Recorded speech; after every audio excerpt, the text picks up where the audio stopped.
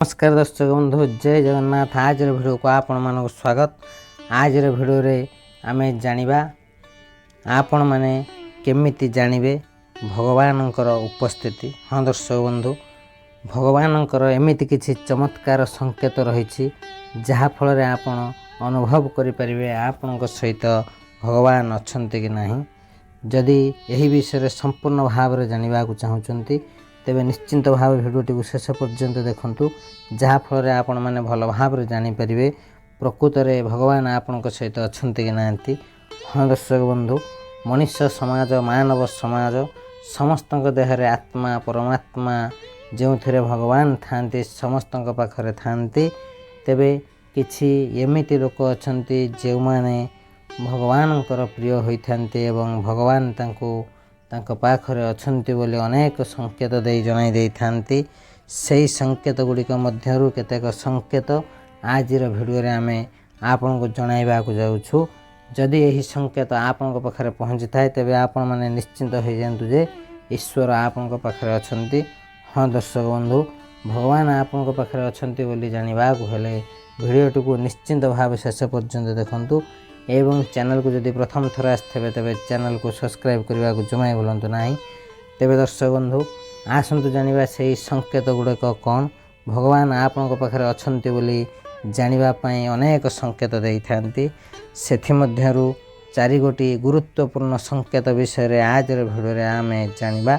तेबे दर्शक बंधु, प्रथम संकेतटी होउछि स्वप्न सिद्ध हेबा। हाँ दर्शक बंधु, बेले बेले रात्रि समय समस्त तो स्वप्न देखती, किंतु एमिति किछि स्वप्न थाए जहाँकि आपण राति रे देखिथिबे एवं ताहा सकाल को सत हेउथिबो किंबा जहाँ काली घटी जाइथिबो सेटा आज स्वप्न रे आपण देखुचंती।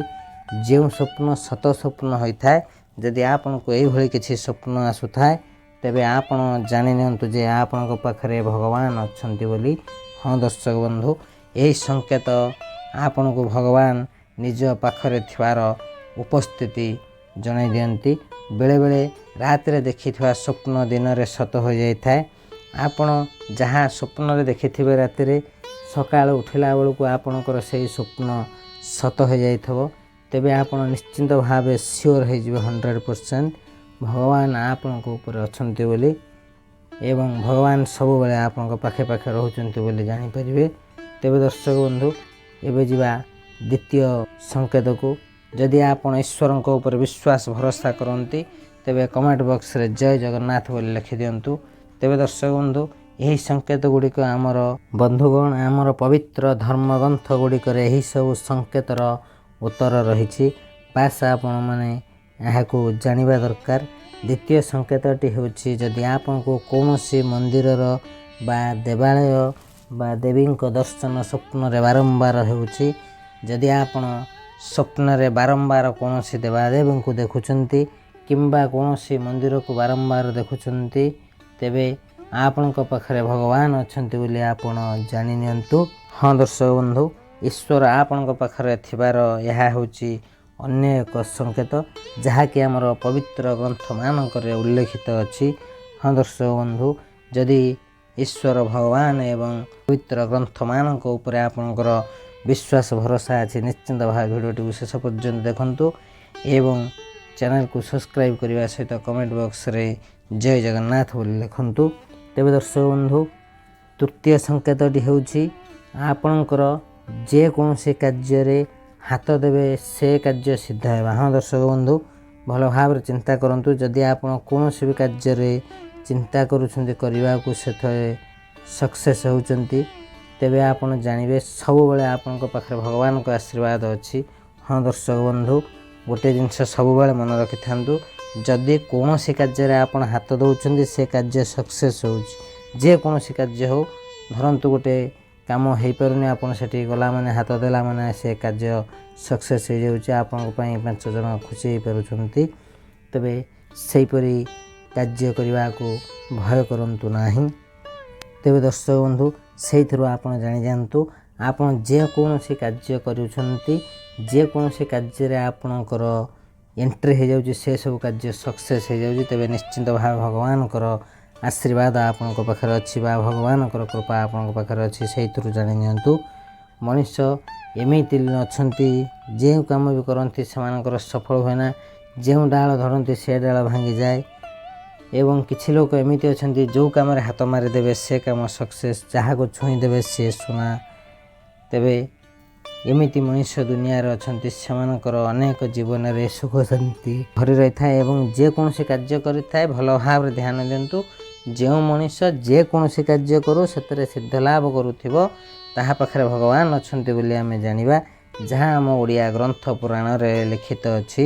ତେବେ ଦର୍ଶକ ବନ୍ଧୁ, ଆମ ପବିତ୍ର ଧର୍ମ ଗ୍ରନ୍ଥମାନଙ୍କରେ ଏହିସବୁ ସଂକେତ ବିଷୟରେ ଲେଖା ହୋଇଅଛି, ବାସ୍ ଆମେ ଜାଣିବା ଦରକାର। ଏବେ ଯିବା ଶେଷ ସଂକେତଟି କ'ଣ? ଚାରୋଟି ମହତ୍ତ୍ୱପୂର୍ଣ୍ଣ ସଂକେତ ବିଷୟରୁ 3ଟି ସଂକେତ ଆପଣମାନେ ଶୁଣି ସାରିଲେଣି, ଜାଣିସାରିଲେଣି।